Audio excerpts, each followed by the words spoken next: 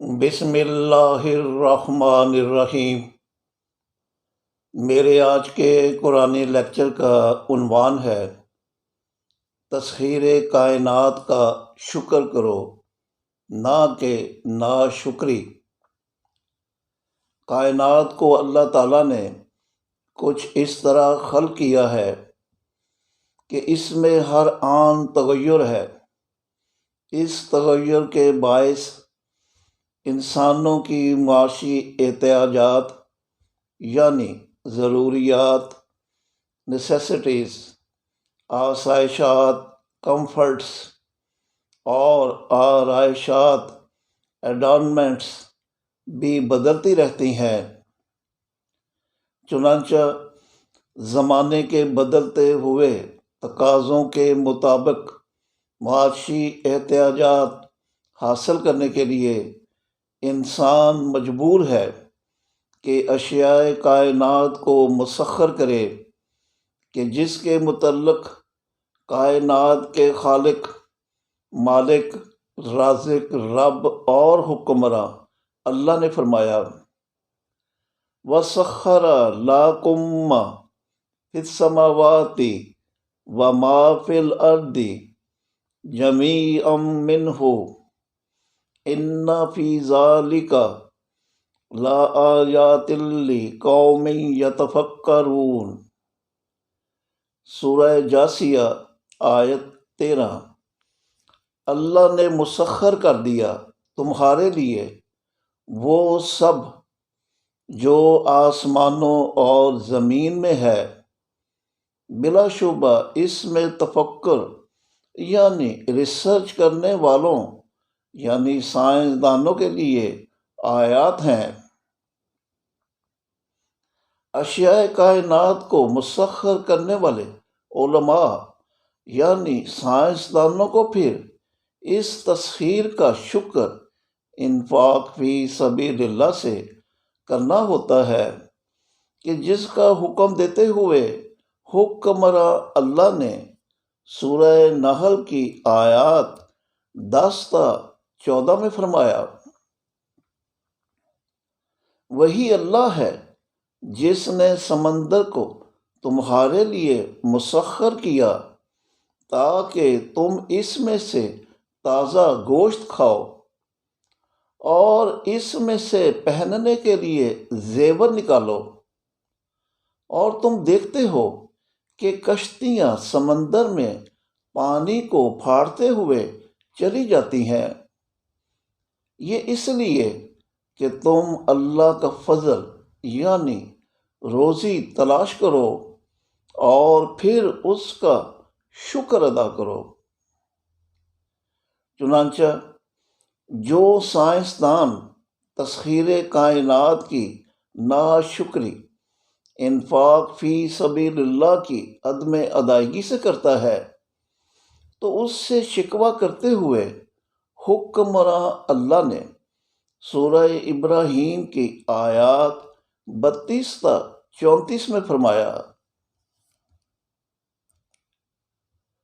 وہی اللہ ہے جس نے آسمانوں اور زمین کو خلق کیا اور آسمان سے پانی اتارا، پھر اس کے ساتھ تمہارے لیے پھلوں کا رزق اگایا اور مسخر کر دی تمہارے لیے کشتیاں تاکہ سمندر میں اس کے امر سے رواں ہوں، اور مسخر کر دی تمہارے لیے نہریں بھی، اور مسخر کر دیا تمہارے لیے سورج اور چاند کو جو اپنے اپنے مدار میں گردش کر رہے ہیں، اور تمہارے لیے رات اور دن کو بھی مسخر کر دیا، اور دی تمہیں ہر وہ چیز جو تم نے مانگی، اور اگر تم اللہ کی کسی ایک نعمت کو گننے لگو تو گن نہ سکو۔ بلا شبہ انسان ناشکری کر کے ظلم کرتا ہے۔ آیت ہے ان الانسان لظلوم کفار۔ اور اب تسخیر کائنات کی ناشکری انفاق فی سبیل اللہ کی عدم ادائیگی سے کرنے والے سائنسدانوں سے متعلق حکم اللہ نے سورہ حج کی آیات 65 اور 66 میں فرمایا، کیا تم نے نہیں دیکھا کہ اللہ نے تمہارے لیے مسخر کر دیا جو زمین میں ہے، اور کشتی سمندر میں اس کے امر سے رواں ہوتی ہے، اور وہ تھامے ہوئے ہے آسمان کو کہ زمین پر نہ گر پڑے مگر اس کی اجازت سے۔ بے شک اللہ انسانوں کے ساتھ شفقت والا رحم والا ہے، اور وہی ذات ہے جس نے تمہیں حیات دی، پھر موت دے گا، پھر حیات دے گا۔ بے شک انسان بڑا ناشکرا ہے۔ آیت ہے، ان الانسان لاکفور۔ اور اب ناشکر سائنسدانوں کی جہنمی سزا کا ذکر کرتے ہوئے قرآن نے سورہ کہف کی آیات 20 تا 24 میں فرمایا، سور میں پھونکا جائے گا، یہی وعید کا دن ہے، اور ہر نفس یوں حاضر ہوگا کہ اس کے ساتھ ایک ہانکنے والا اور دوسرا گواہ ہوگا۔ اس سے کہا جائے گا، بے شک تو اس سے غفلت میں تھا، تو ہم نے تجھ پر سے پردہ اٹھا دیا ہے، تو آج تیری نگاہ تیز ہے کہ اپنی سابقہ زندگی کو بے نقاب دیکھ سکے۔ اور اس کا ساتھی فرشتہ کہے گا، حاضر ہے اس کا نامہ اعمال جو میرے پاس تھا۔ حکم ہوگا، ڈال دو جہنم میں ہر ناشکر ڈھیٹ کو۔